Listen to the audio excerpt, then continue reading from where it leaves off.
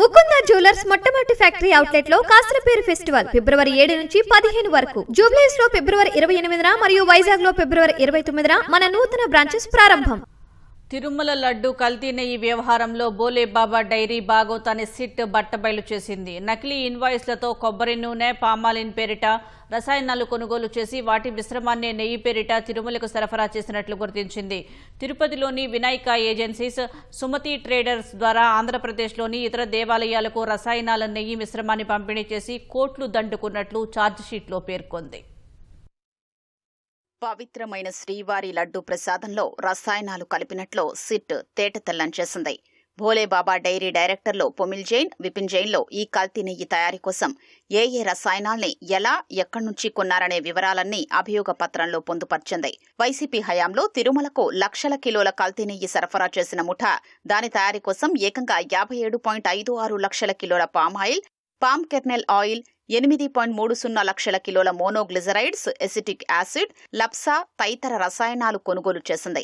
వీటన్నింటినీ వినియోగించి 68.17 లక్షల కిలోల నెయ్యి లాంటి రసాయనిక మిశ్రమాన్ని తయారు చేసింది. అందులో 59.71 లక్షల కిలోల్ని నెయ్యి పేరిట భోలేబాబా, వైష్ణవి డైరీ, మాల్గంగా, ఏఆర్ డైరీల ద్వారా తిరుమల తిరుపతి దేవస్థానానికి సరఫరా చేసే 234.51 కోట్లను కొల్లగొట్టింది. ఈ రసాయన మిశ్రమంతోనే అత్యంత పవిత్రమైన శ్రీవారి లడ్డూ ప్రసాదం అప్పట్లో తయారు చేశారు. టీటీడీకి సరఫరా చేయగా మిగిలిన దాంట్లో కొంత తిరుపతిలోని వినాయక ఏజెన్సీస్, సుమతి ట్రేడర్స్ కు సరఫరా చేసింది. అవి రాష్ట్రంలోని పలు దేవస్థానాలకు ఈ రసాయన మిశ్రమాన్ని నెయ్యి పేరిట సరఫరా చేసేశాయి. వైసీపీ హయాంలో ఇలా తిరుమలకే కాకుండా రాష్ట్రంలోని ప్రధాన దేవాలయాలన్నింటికీ ఈ కల్తీ వ్యాపించింది. ఈ వివరాలన్నింటినీ సిట్ అభియోగ పత్రంలో పేర్కొంది.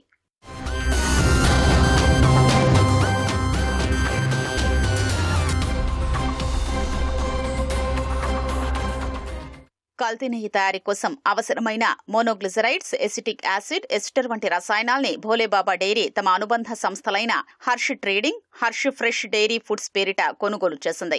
ఢిల్లీ, పంజాబ్ బాగ్లో ఉన్న సుగంధ్ ఆయిల్ అండ్ కెమికల్స్ సంస్థ యజమాని Ajay Kumar Sugandh palmolein, palm kernel oil, కొబ్బరి నూనెల పేరిట నకిలీ ఇన్వాయిస్లు సృష్టించారు. ఆ ముసుగులో ఈ రసాయనాల్ని భోలేబాబా డైరీకి సరఫరా చేశారు. ఈ ఒక్క సంస్థే ఏకంగా 6.51 లక్షల కిలోల రసాయనాలు అందించింది. సుగంధ్ ఆయిల్ అండ్ కెమికల్స్ నుంచి పామాయిల్, పామ్ కెర్నెల్ ఆయిల్, కొబ్బరి నూనెలు కొన్నట్లు, అందుకోసం జీఎస్టీ మినహాయించి 7.94 కోట్లు చెల్లించినట్లు భోలేబాబా రికార్డుల్లో సిట్ గుర్తించింది. దీంతో సుగంధ్ ఆయిల్ కంపెనీ ప్రాంగణం, గోదాముల్లో అధికారులు సోదాలు చేపట్టారు. అక్కడెక్కడా పామాయిల్, పామ్ కెర్నెల్ ఆయిల్, కొబ్బరి నూనెల జాడే లేదు. వారు వాటితో వ్యాపారం చేస్తున్నట్లు ఆనవాళ్లే కనిపించలేదు. అక్కడ 200 కిలోల సామర్థ్యం కలిగిన నీలం రంగు ఇనుప డ్రమ్ముల్లో కొరియా నుంచి దిగుమతి చేసుకున్న మోనోగ్లిజరైడ్స్, ఎసిటిక్ యాసిడ్, ఎస్టర్ వంటి రసాయనాలు లభించాయి. అవే రసాయనాలు భోలేబాబా డైరీ తనిఖీల్లోనూ పట్టుబడ్డాయి. ఈ రసాయనాలు సరఫరా చేసిన వారందరినీ సిట్ నిందితులుగా గుర్తించింది. అదే క్రమంలో భోలేబాబా డైరీ ప్రతినిధులు పామాయిల్, పామ్ కెర్నెల్ ఆయిల్ 57.56 లక్షల కిలోలు కొని వేరే సంస్థలకు హర్ష్ ట్రేడింగ్ ద్వారా విక్రయించినట్లు తప్పుడు రికార్డులు సృష్టించారు. అలా కొన్న మొత్తాన్ని కల్తీ నెయ్యి తయారీకి వాడారు.